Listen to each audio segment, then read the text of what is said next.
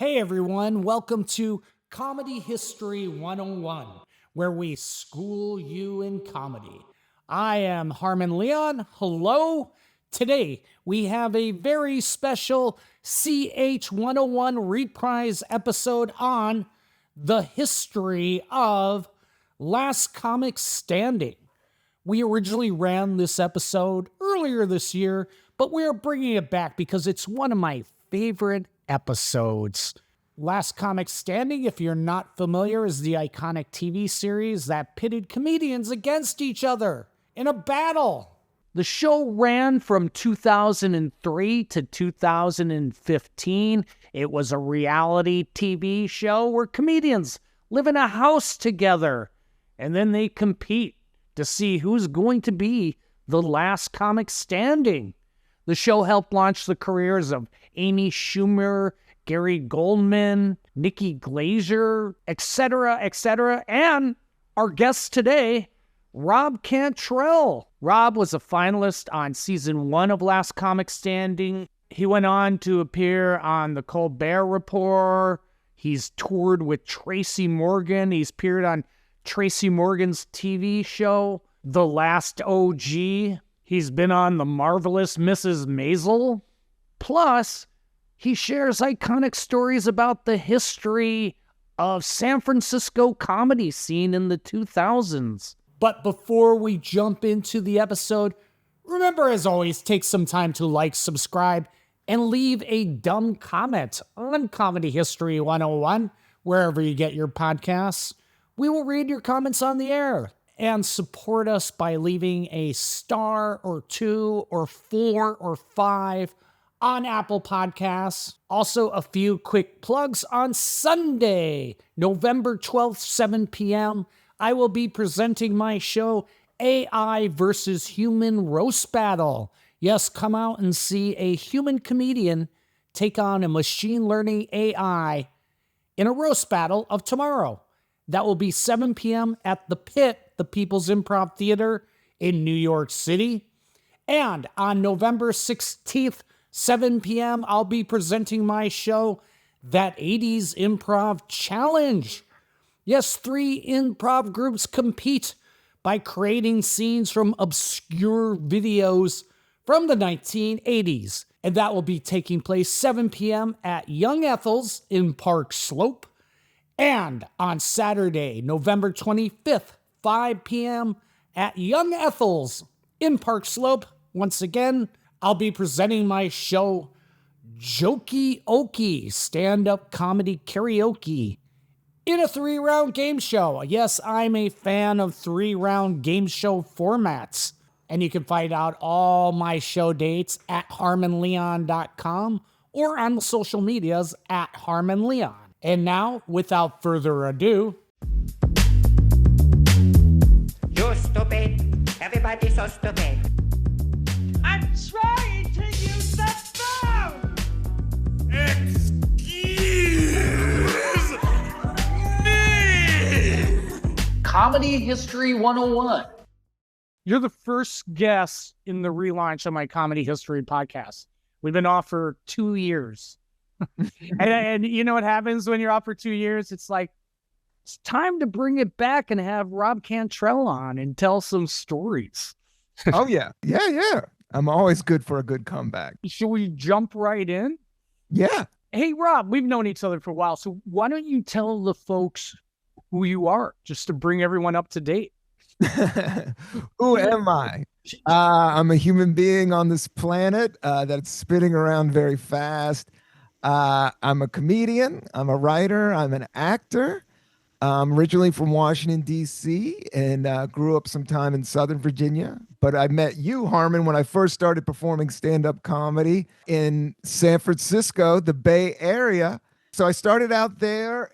Now I live in Brooklyn. I just did your great storytelling show. That's about it. I like pistachios. I just had a bunch of pistachios. So, Rob, in case if someone's been out of the cultural lexicon for the last decade or two, could you tell us what the TV show Last Comic Standing was? I believe the last episode ran in 2016. fill us in on what this series was all about? It was phenomenal. It was a phenomenon. I don't know. It wasn't a phenomenal show, but it was a phenomenon in terms of stand up. Yeah, it was it was literally a comedy competition, but it was during the days of reality television where it was like Big Brother and like Survivor. And I guess the pitch came down and it was Jay Moore and actually one of the like producers of The Daily Show. When I first saw it in the trade papers after I auditioned for it, when I auditioned for it, I was on the very first season and it didn't even have a title. It was just like this reality show that was looking for stand-up comedians, and I was in line just like everybody else. And I think there was some buzz in the industry, like managers and stuff were talking about it because it was with NBC and it was going to be on prime time. And at the time, Jay Moore was like a big movie star. Well, not a big movie star, but Jerry is back in his post Jerry Maguire days. Yeah, post Jerry, Jerry Maguire was like a top rated Hollywood film in history. So he definitely had the pull. And he was like a old road comic from Jersey from back in the day. So he was a big fan of stand up comedy, and the pitch came down. Him and Barry Katz put together Last Comic Standing, which was literally like a kumite fight of comics being judged. And then they live in a house. Like that was over the years, it kind of dropped away from it. But yeah, I had to live in a house we lived in a house with the 10 top contestants. And each week they worked off a guest like Survivor down to the last 4. So it was Jay Moore and Barry Katz. For listeners, Barry Katz, how would you describe him? Big manager, producer? Big East Coast manager, producer. He owned the Boston Comedy Club, which is where Dave Chappelle, he was Dave Chappelle's first manager. He was just a powerhouse, I would say, of late 90s, early 2000 New York comedy. And he came from the Boston comedy scene. So if you came here to New York, he was like, because he had a comedy club, and that's what a lot of things, like if somebody has a comedy club, they have access to stage time, and comics love stage time. So he had like clout that way, and he also had ambition to make it in Hollywood and produce television stuff. And Jay Moore, I think, was like one of his first big acts to get on SNL. And so I guess they got pitch meetings, and this was during the time of reality shows and stuff like that. So they pitched it that way. Yeah. So basically, real world meets comedians in a competition. In a Survivor. Yeah, that's your pitch back in that day. Which is back in your day, and at the time, I was like 2.5 years into stand up. I started. What was the year that? And again, when it first came on your radar, where were you at in life? I had a comedy jazz band with our good friend Dan Crawford. I was a comedian, trying to figure it out in San Francisco. I just moved there after my first real job after college, which I did not like, and then I was like turning towards being creative. I just was like, man, I got to get into, I've always wanted to do stand-up. Always wanted to do comedy. All my friends were moving out west. I had a lot of college friends that had like extra rooms and shit to crash when I first arrived. And so that I just kind of arrived and kind of refigured my life out. I saw open mic at the Brainwash Cafe, which was this famous like punk rock bar. I was listening to, I think, a podcast or TV interview with Ali Wong, and she was talking about the Brainwash. So it's legendary. It's legendary. And it was legendary. Tony Sparks. And that was in The Guardian. I remember looking at the paper in The Guardian. I remember being like, who's this guy, Tony Sparks? And then actually arriving there, and I saw this whole scene, which was, it blew me away being an East Coast, kind of from the South, and creative arts wasn't like first and foremost everywhere, but this was like a full-on, there was a line of comics signing up. People were watching, but they were all kind of weird and terrible. And as we know, it was kind of open mic scene. But to me, it was fascinating. Like it literally was like so colorful and out there that it just blew my mind, and I fell in love with it. But yeah, at the time of I was like 2.5 years into committing my life to stand-up comedy, to the point where I was like living in a hostel for a good year, working the front desk of a hostel to get free rent in San Francisco. You saw me at an outdoor store. You worked at a sporting goods store, and me and our friend Arj Barker were once shopping.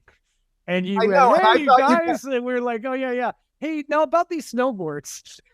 I don't know if we dissed you, but it was a Yeah, I funny thought you chance guys were meeting. the cool. You should have dissed me. I thought you guys were the coolest, raddest cats ever. Arj, if anybody knows, Arj was really still one of my favorite stand-up comedians, one of the best joke writers, just an out there, cool California cat that made it big in Australia, but he was on Flight of the Conchords, and Yes. now he lives in Australia. But Harmon was one of his very close friends, and Harmon I knew from, shout out Mike Spiegelman, this old place called the Mock Cafe, which was this old kind of art theater thing that even Robin Williams would stop by in the Mission District when the Mission was like the Mission, and Harmon would do his one-man plays there. And I just remember being like, oh man, these guys are like real artists. Like, these guys are Jack Kerouac and who's the other guy that he used to hang out with? Neil Cassidy. Neil Cassidy. And this is Neil Cassidy and Jack Kerouac right here looking at me. This is their life.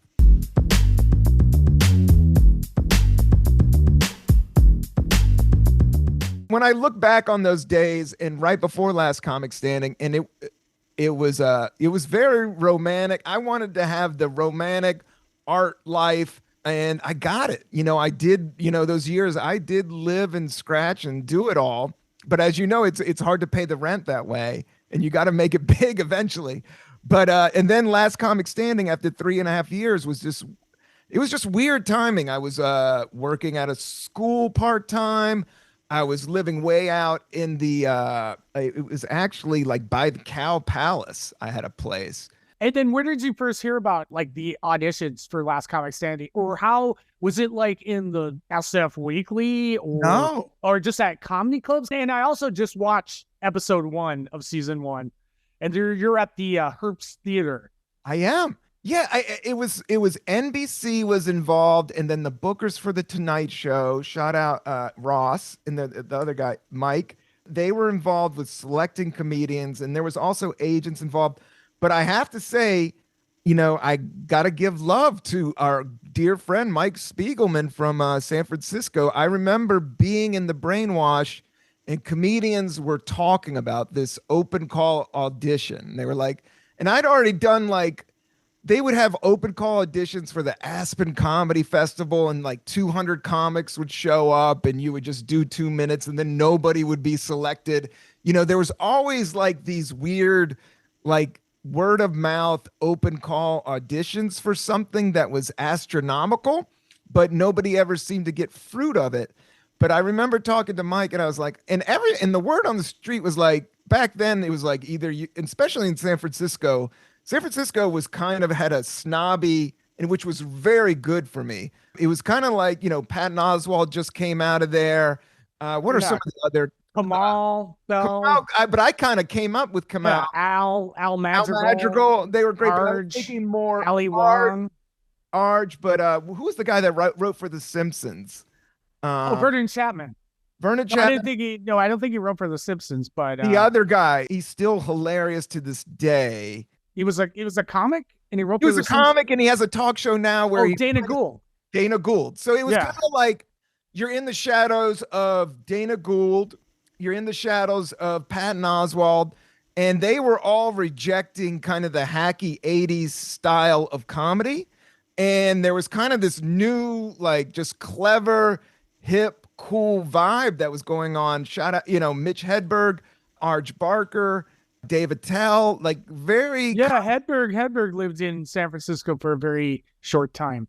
Pacifico, right? Pacifica, yeah. Where I first surfed by the Taco Bell. I surfed by that Taco Bell. Yeah. And by the way, shout out to that Taco Bell, the best Taco Bell in the world. It's right on the ocean. You're right on the ocean. If anybody wants to drive Route 1, which you should do once in your life, right outside of San Francisco, the first town is called Pacifica.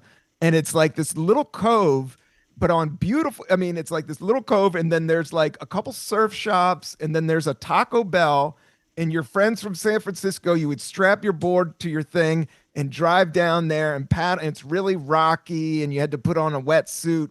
But I do remember being there on a beautiful summer day, like the first time I arrived to San Francisco, and you look up and you're in the ocean, but you're also seeing the mountains. So there's Yeah. like these huge, beautiful mountains that are at the beginning of Route 1. And it's like one of the most, I mean, there's a lot of places in California that are beautiful, but that was, I just remember how surreal. But Mitch lived there. Shout out to Mitch Hedberg. Yeah. But that was the word on the street, is that he lived down there, which is actually the coolest place to live. Yeah. And so when you had this open call, was it, was it like a line around the block to audition? And was it like who's who of San Francisco of that time? And again, I watched the first episode again, and they show Kevin Shea and Ant and you. Yeah. I think you were the three people. And I saw like for a minute, Connor Kellicott. Yeah, Connor, every comic that wasn't like in LA already doing, but most comics from San Francisco, a ton of road comics. There must have been some email sent out to show up and do this mysterious showcase. And the weird thing is, I was not going to go, and Spiegelman was like, you got to go. I think he went, or he didn't. He might have had to work. I didn't have to work for some Laundry basket. Yeah, for some weird reason. Spiegelman used to do an act with a laundry basket. He was very out there, and I don't know. I gravitate to the out there comics. This was a very for me. This was a very mainstream chance. Yeah. What was your like expectations going in? Was it just like, well, here's a thing to do. It's not on TV yet. Maybe, because sometimes things don't end up on TV. I knew it was a reality show, and I knew I had like some charisma, and I had enough confidence that, I'd already opened at the Punchline for Dave Attell and Todd Barry, worked with Arj a bunch. So I wasn't like brand spanking new, but I wasn't old. I was still an opener, but I would say I was probably the best opener in San Francisco at the time. Like, I had like a tight 5 minutes. I had that joke about surfing, which got on there, and Joe Rogan. What was it? Pabst Blue Ribbon. I had a Pabst Blue Ribbon joke. What contest did Pabst win? What contest did Pabst win the blue ribbon in? How can I get drunk for $3.50 contest? Or which beer will make me defecate like a diseased dog in Tijuana contest? Yeah. That's when Pabst Blue Ribbon was kind of blowing up in the early hipster scene, and I remember kids started drinking it again. So I just started I was a little bit older, so I was like, that was like the super cheap beer. That was like Milwaukee's best level beer back in the day. But then it kind of had this resurgence, so I wrote that joke. And then the surfing joke was, surfing's a dangerous sport. It's the only sport that involves a shark. An animal might come out and eat you during the game. No other sport has that. That's a different. I won't do the whole bit, but I had like a good 5 minutes, and that's what you needed on that show. And I was disappointed. So in the audition, was it? I think they were saying it was like 2 minutes, like in the first round. Yeah, I think it was like 2 or 3 minutes, and I was perfect for that. From all those, I don't know, it was like all the best timing in the world. Like a lot of older comics would wig out. Even me now, like I don't know if I could deal with it. But at the time, I could do 2 to 3 minutes and I can make it pop. I knew, because I was opening, and that's what you had to do with opening. You just needed 2 or 3 jokes, and you just kind of leaned on those jokes. And that's what I did. I had 2 or 3 good jokes that I just leaned in on, and I could make a room pop. I had a bunch of other material, but mainstream, like, I had a good, like, 3 or 4 really good jokes that were TV ready. And it was just like the perfect timing of it. And it was just a weird, surreal thing that I went to the theater, and I remember taking the bus there. I remember there being a line around the block.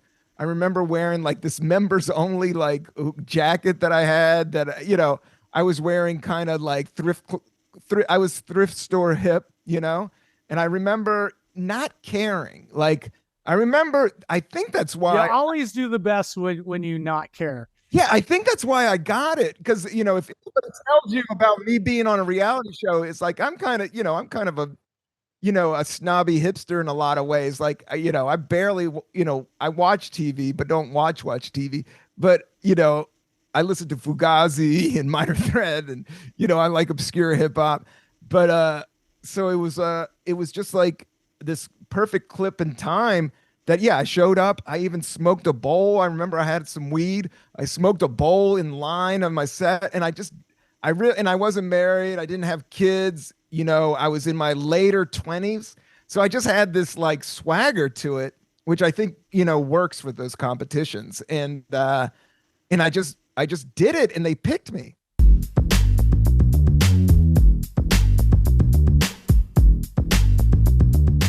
And then when you're watching like season 1 or the first episode, they just like tons of cutaways to the two judges kind of rolling their eyes and commenting. Do you think that was played for the cameras?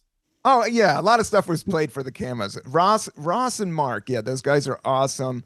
But yeah, a lot of stuff is played for the cameras. They want to get all the weirdos and all that. They like cutting in a lot of bad comedy, and then they did like people with good jokes too. So, I mean, as played out as that show went on, like 16 seasons, I can't tell you how surreal it was to do the very first season because nobody really knew about it. And I got hate from some like road comics from doing it. What is this guy getting? Not me? Or you sold out by doing it? Or yeah, it was kind of you sold out. Like, I mean, I don't mean to call him. There's a lot of stuff I could say on this podcast, but I remember after I got on the show, and the show was big. Like I'm saying, like I think it was like the show that kicked off the comedy boom of the 2000s because it was just like it wasn't ever on prime time. People had forgotten about stand up. Except for like, Chris Rock or a couple other key specials. But besides that, it was like this obscure like jazz scene on the side. And this was like a very mainstream NBC summer series. And the weird thing is it also was so big that they played it on Comedy Central at the same time. They would first play it on NBC. I've never heard of the deal before again. Yeah, that's working some deal. Yeah, that was some work. And it was before MySpace even. It was before, I mean, my 2003 summer was like kind of like old Hollywood, old, television kind of kicking the door. It felt like I just was wandering around a dark room and I just kicked open this door and this, thing opened up. And all of a sudden I'm on television. I'm getting like the best agents and managers calling me up. And it was so much fun to go through. As cheesy as the show was, and it came with some baggage, it was awesome. Yeah, I would say, yeah, Jimmy Dore, this comic, saw me at the Improv. Right after I did it, I went down to L.A. and I signed with Barry Katz, who was my manager for a short period of time. So was that part of it? So he's a manager, then he would also sign all the acts kind of thing? Nothing wrong with that. It sort of makes sense. But but I was a free agent at the time, and Jay Moore took a liking to me, and Jay Moore took me out on the road. I had a big falling out with him. I accused him of stealing my jokes. Oh my God! And there's this thing. I don't know if you know Rick Shapiro, a legendary New York comic, but he got that's the thing where it's on YouTube where he took Rick Shapiro's bit, and I think he did it on SNL or something. Yeah, he's he's like, Jay opened a lot of doors for me, and or as they say, he's got a good ear for comedy. Got a good ear for comedy. I don't want to trash anybody. I'm kind of all that. But at the same time, it's kind of old, road, East Coast style, like fuck you. I'll just, grab a couple of your tags or whatever. But that happens, and I'm not going to say anything, but at the same time, yeah, I had kind of had a falling out with them after that. But during the time, they did open a lot of doors, and yeah, Barry Katz signed me. I got a couple big television things, and I learned the road from Jay. Bert Kreischer, it was me and Bert Kreischer opening up for Jay after that. But the show, Ralphie May was on my season. Rich Voss was on my season. Cory Kahaney, Dave Mordal. These are, and then Dat Fan, which became one of the biggest names in people hating comedy, was the winner that season. Yeah. So, I mean, just to back up a bit, did you just have to do the one audition and then you were in the house?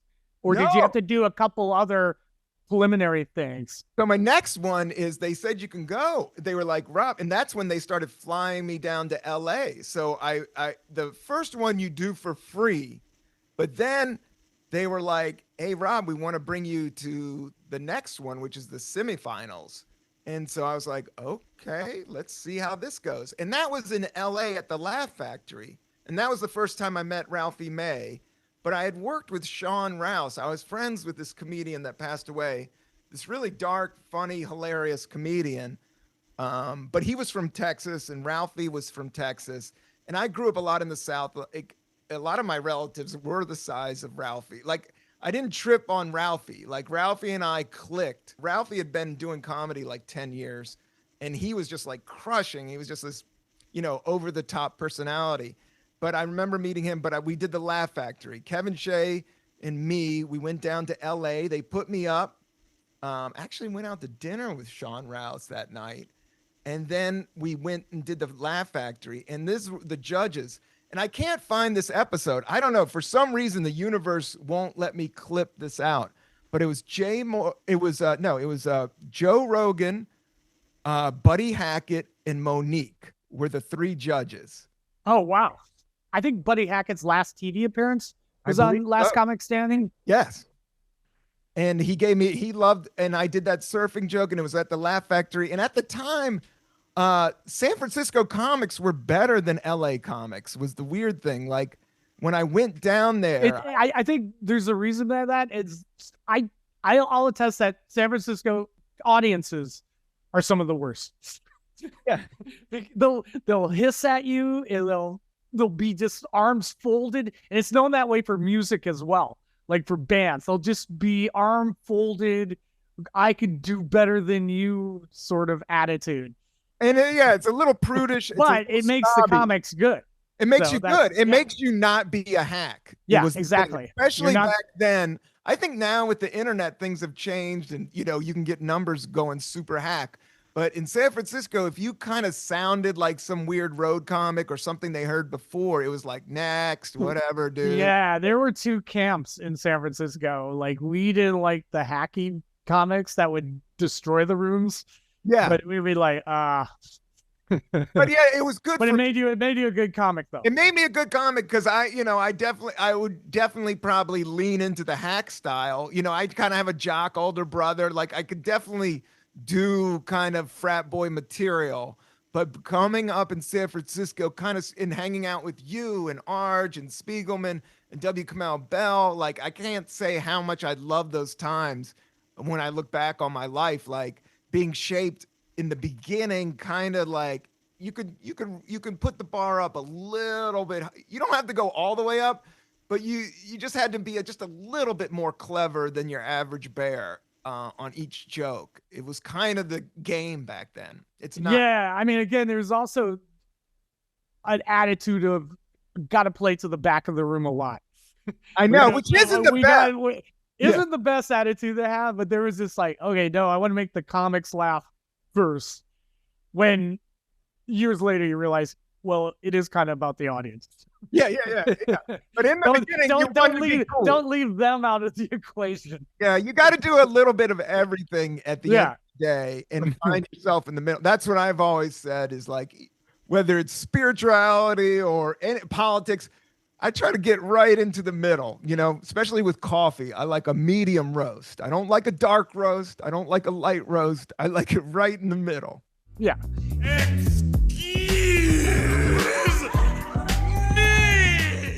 So you had to go through a couple auditions in LA. That was fascinating. Yeah, I went up. Joe Rogan loved my surfing joke. He said, I wish I would have thought of that joke. And that was on YouTube for a while, but NBC took it down. And I have all my episodes, but I don't, for some reason, the universe won't let me have that clip. Yeah, so he gave me a big boost, as well as Buddy Hackett, which, I remember watching Buddy Hackett's first HBO special like really young because they would show it during the daytime and it was on HBO. And I remember I thought he was funny. And I loved the Robin Williams early HBO specials. I watched that with my dad. Like I remember doing that. That very first one's at the Great American Music Hall, actually. And I got to play the Great American Music Hall after Last Comic. Yeah, actually, I saw you at the Great American Music Hall right after Last Comic Standing. I was in the audience.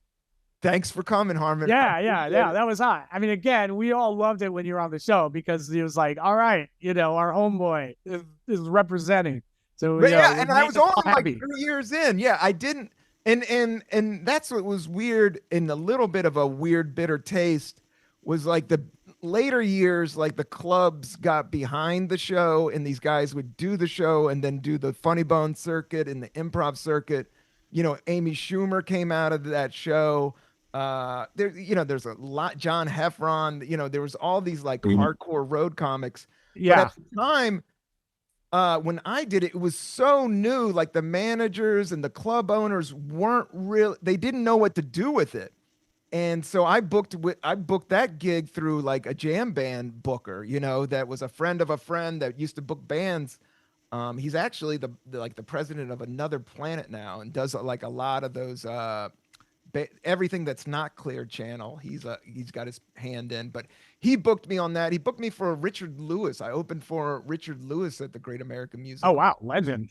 Yeah, that was legendary. Like a year before, and then I had a relationship for opening for one of his first like producing comedy shows, and then he booked me right after Last Comic Standing. And at that time, the TV reality fame is weird because it comes very fast and goes really, it's just like this bolt of lightning. And at the time, I used that bolt. That one of the things I got out of it was, I sold out the Great American Music Hall. I put on W. Kamau Bell, John Hugasian, and myself, and we did that gig. And I remember I stayed at the Phoenix Hotel next. Oh yeah, that's a cool hotel. That's where Nirvana. It was like the rock and roll hotel. Yeah, that was like all the bands that played the Warfield stay there. Yeah, so I made sure that was a part of my gig. I was like, I want a room at the Phoenix, and I want, and not much money, and I want to do the show, and that's one show.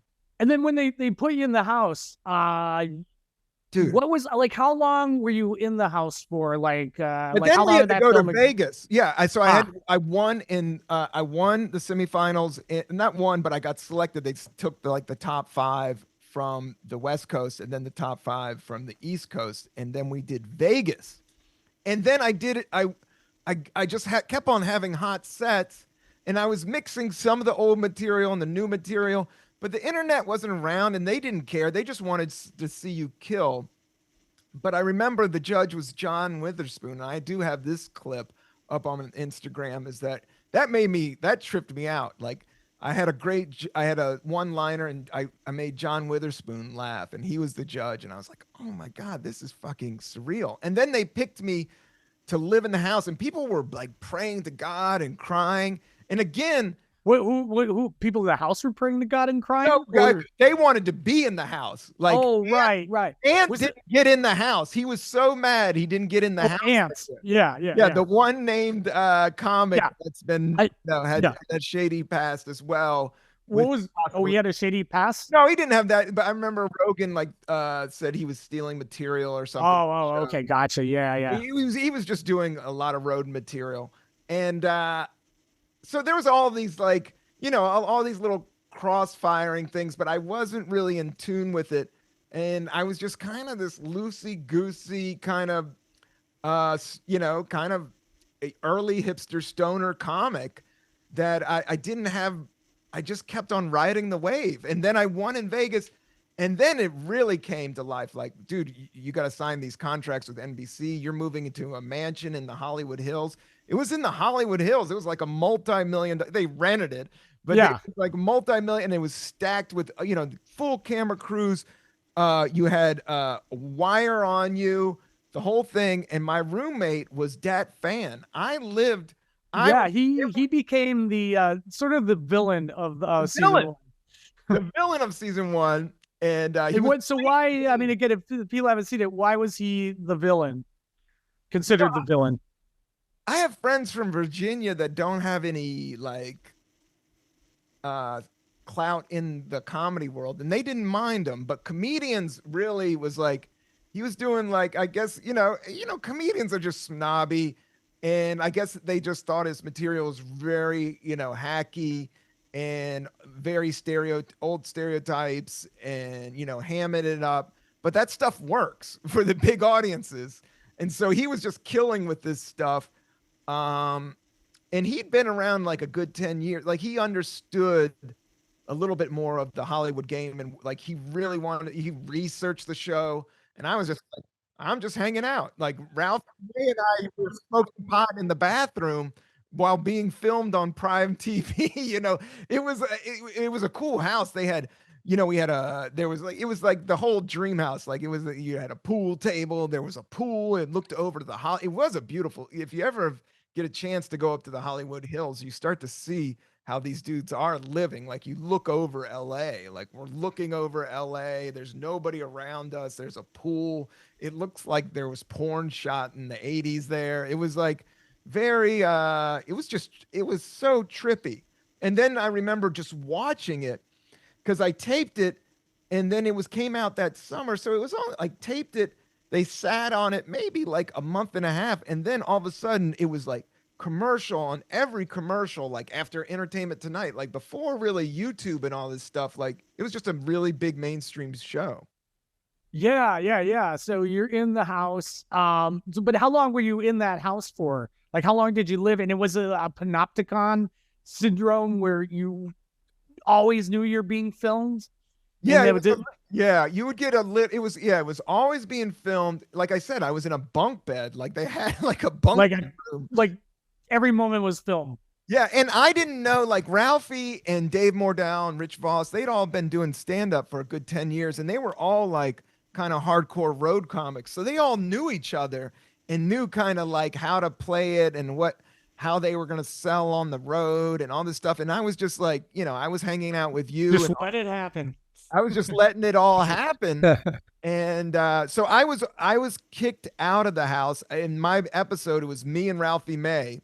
And I was like, I made it that far with such so beginnings of comedy that I was like, I could have challenged like a worse comedian, but I went for the best. I was like, so I guess you had to do this thing like you get picked to go do a kumite. Like they thought it was like 8 Mile. It was two comics against each other in a studio. Like a comedy roast battle type thing. Yeah, total roast battle, but you just did like 7 minutes, the other dude 7 minutes, and then the crowd voted for it. So so I went up against Ralphie, but I made it to like the third main episode. So that was the big deal, is like I made it in the very beginning on the first episode. I made it again on the second episode. I made it again on the third episode. Then I'm in the house, and I made it past the first week and then the second week. And I have to say, like, it was the one season, like it was still naive. Like people really liked the season because it wasn't found out yet. There was still kind of this like kind of wholesomeness to it and goofiness to it. It actually, that season, it did get Emmy nominated. And Barry Katz still says Emmy nominated. And the only reason he was Emmy nominated was that first season of Last Comic Standing. The other, in the ratings, when it went on air, the ratings were like through the roof. Like I only got paid like $1,500 an episode. And after managers and taxes, that comes out to whatever. But I thought it was living large at the time. And, but the ratings was like getting bigger ratings than Friends, because it was during that like explosion of reality television just happening that like, getting these huge American Got Talent type numbers, And was it kind of like, like the Osbournes, like they would manipulate things in the house for the cameras? Yeah. Like there was a clip I was watching today where there's a rat in the house. Yeah. Was that totally... There was a rat in the house, but they had to come up with something because they put the rat. They put the rat in the Hollywood mansion. Yeah, they wanted us to rip on each other and fight in the house. And you know me, I'm very much an introvert at the end of the day. And so I wasn't ham boning it at all. And that was bumming people out. I think the higher ups, like I remember like the top guy from NBC was like hanging around one day. Somebody came up to me and was like, Rob, you gotta start engaging with people. You're just, and I would end up smoking pot with Ralphie and just sitting by the pool. Yeah, it's like I'm gonna kick back. I'm gonna kick back. I'm And kicking large. I didn't really respect. I don't want to get in fights. This is I don't awesome. want to get in fights. I didn't want to be that jackass on TV. I just kind of played it nice guy, which is kind of my, not nice guy, but I wasn't up for the drama. And maybe that played against me, maybe not, because I was top 10, but I wasn't like top 3 or 4 it seemed like everybody that went top 3 or 4 started selling more tickets on the road. Like I got enough to like start getting opportunities and management and getting on television and, working with Jay Moore, working with, after I left Jay Moore, I got to parlay into our good friend Jeff Wills hooked me up with opening for Mitch Hedberg's first theater tour. So it was Al Madrigal and Mike Birbiglia and I splitting dates opening for Hedberg. Oh, wow. There you go. So yeah, as much as I can look back and like, oh man, they did this. At the same time, it was amazing and cool and just a super surreal thing to live through. Because I had friends from college and high school, and it was before the internet. So I would wake up and this thing would get huge ratings, and my Yahoo mail would be filled with like fan mail and all this shit. It was crazy. You're stupid. Everybody's so stupid. Was everyone kind of playing it for the cameras in the house like 24/7, or was there real moments? Or you always see like conflict. I think one woman was crying. Are those real moments? Comics. There was drama. There was a lot of like drama. Yeah, there was Sean Kent, who had cancer, and he was playing that up, and then Rich Voss was calling him out on it. So there was a big fight with those guys going on. And then Ralphie was fighting, got in the middle of it. Ralphie loved it. He was built for that show. So he was any fight, anytime the camera could get on. He knew. I didn't know to play into it. I was just trying to play it cool and safe and get a TV credit and get out, which is what I did. Get back on the road and back to the clubs. Well, and get out of the San Francisco scene. Like it did. There is like that local scene is so fun and cool, and you're to a point. To a point, but there is like, as much as I want to be this artist, comedian, just look at my joke. You gotta get up and out, and that show got me up and out. And I moved to LA after that, hung out there a couple years, and then moved to here in New York in 2005. So yeah, again, Dat Fan won the season. He won the season. Yeah, he won the season. Everybody was mad. He beat Ralphie May. Everybody was flipping out. But it's a contest. Yeah, it was a contest, and it was. And he gamified it. And again, it's about gamifying the contest. And he had charts and things, and everything meticulously plotted out, which is that's pretty brilliant on that level because it's gamification, and he totally gamified it. Yeah, the word was he put in like ads on Vietnamese newspapers to vote for him and all this stuff. Oh, wow. Like, yeah. Really? Yeah. He was in it to win it. So the voting was done by the viewers? Yeah, the final episodes, like at the top 10, I think when they had to vote whether Ralph, like, you call it home, you decide. It was that thing. And then they brought me back for season 3. That was the weird thing. Like, oh, really? What capacity was that? I didn't know about that. It was season 1 against season 2. So the next they did it was Gary Gulman broke out pretty big on that season. It was like Todd Glass. It seemed like everybody that was the old guard found out how big the ratings were, and then everybody wanted that show. Because it was just a way to get on primetime TV and do stand-up. There's still not many avenues besides America Got Talent now to have that type of exposure. So the next year, all the agents, everybody was like, you gotta be on that show. And then that season did really well. So then that was the cool thing about being on my season, that I was the top 10 on the like when you brought up that show, you had to bring up my name. Like it was just for 1 year, but it was a huge show. But I was on radio. I was doing local radio, local TV interviews, getting tours set up, and so it was just a lot of juice and heat that I wasn't ready for. And but every year there was a season, it would die down because there was a new crop of whoever's. And that's how Yeah. reality TV works anyway. But there was a sweet moment there, just being the first person to ride that wave, was just like, whoa, Yeah. What was the grand prize? it was a special on Comedy Central, and then I think it was like 20 grand. So Dad Fan had a Comedy Central special? Yeah, he got a half hour. It was when they were doing the half hour. Oh, right. Okay, gotcha. So he got but he got a half hour on Comedy Central. And then the other years, I think there was a connection to the Tonight Show. And I was asked to audition for the Tonight Show, and I didn't take the opportunity to push my tape hard. It was such a mainstream success, and I came from kind of like, I kind of wanted to be, Minor Threat, Fugazi. I wanted to be Arj. I wanted to be Mitch, Arj Barker and Mitch Hedberg, these respected road comics that also had kind of an alt edge to them that I thought was cool at the time. Now alternative comedy has gone a different way, but now back then it really was like a different Nirvana, Pearl Jam type of scenario. Like it kind of just like blossomed out of all this whack shit that was going on. And I wanted to be a part of that. So it was kind of a weird thing for me. It was like so mainstream, like I got a lot of blessings out of it, but also it kind of put me into a world that I didn't fit into perfectly. And that would be a reality star. Like me, I'm very private on, off stage. I'm not doing it for chicks and drugs. Well, I'm doing it for coffee and weed and laughs. And, I really did have a calling to do. I don't know. Whenever I meditated or when I ever was in that sales job, I remember who I was. There was a part of me that was like, there's something in me that I got to do. And I did it.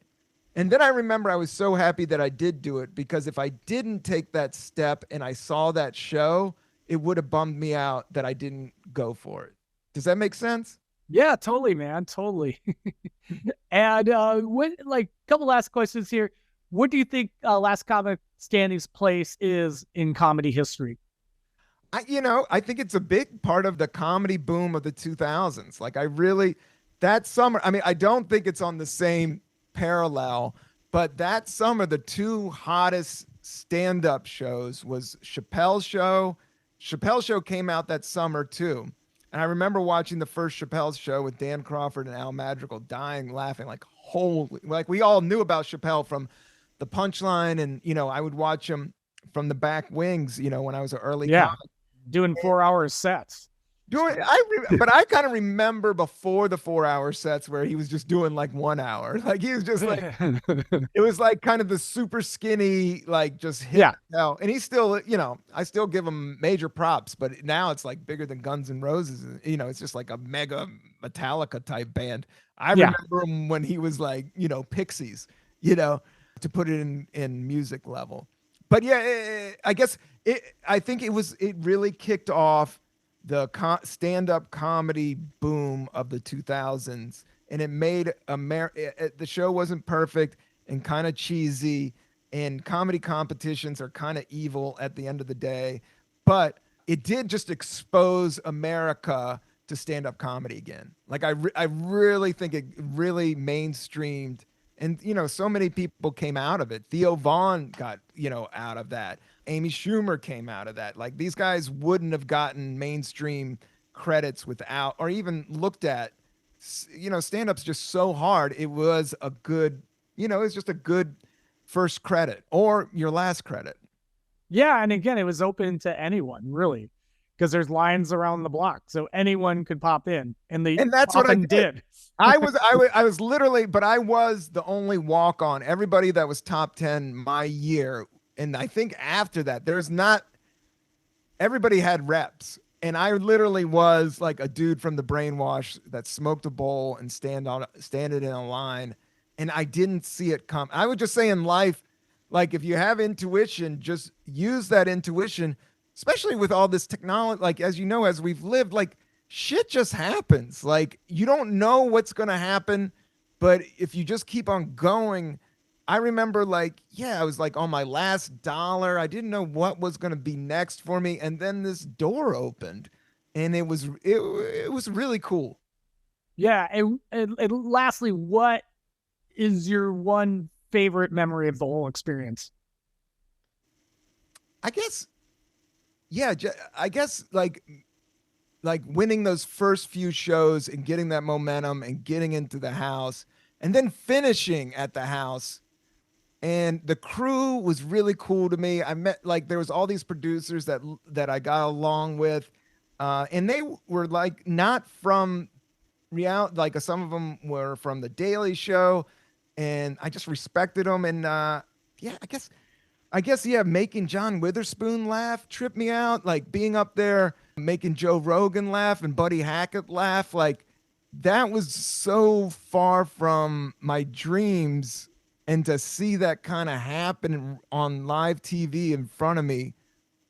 Yeah, I remember moving to LA and just watching it on my TV that I didn't have cable yet. Like I just had this like TV and I was just like, dun, dun, dun, dun. And it was NBC son. And then it was me and they're showing commercials with me. And I'm like, holy fuck, man. This is, this isn't the One World Cafe. This isn't the coffee shop. This is NBC television. And and Barry Katz had signed me. He helped me get an apartment. So those guys were very good to me. The show was good to me. It was a great experience. Very cool. And where can people find you? RobCantrell.com. And then my podcast, The Cannabis Coffee Hour. Check that out. I drink coffee. I smoke cannabis. I'm here in New York and Brooklyn. Yeah, my dates are up on my website, robcantrell.com. I don't mess with Twitter. I only rock an IG, which is Instagram. And my Instagram is Rob88Cantrell. I got clips up there. Check them out. All right, Rob. Thanks so much, man. That was fun to catch up. It is fun to hear the San Francisco stories. Yeah, man. Thanks for putting it down, man. I do think your podcast, Comedy History 101, and it is a part of comedy. So it's cool that 20 years later that it's getting documented. So thank you, Harmon. Okay, there you have it. That's our episode on the history of Last Comic Standing. We wrapped it up with a nice bow and we put a fork on it and it's done. So once again, take some time to like, subscribe, and comment on Comedy History 101 on iTunes or wherever you get your podcasts. You can find me at Harmon Leon. Until next time, bye-bye. You're stupid. Everybody's so stupid. I'm trying to use the phone! Excuse me! Comedy History 101.